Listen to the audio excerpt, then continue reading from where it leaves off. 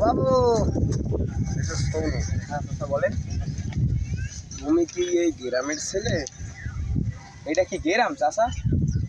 এটা কি তো? এটা তো শহর চাচা।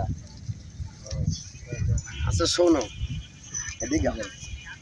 এই কিছুক্ষণ আগে আমরা একটা মোবাইল চার্জে পাঠাইছি, এই ব্লগারে তুমি চেনো? চাচার মোবাইল দ্বারা খাইয়ে দেবো এরম ভাই? আচ্ছা চাচা, আপনার দ্বারা কি আর মোবাইল টোবাইল আছে?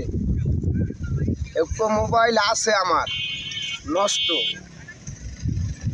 একটু হারিয়ে যেতে পারবা?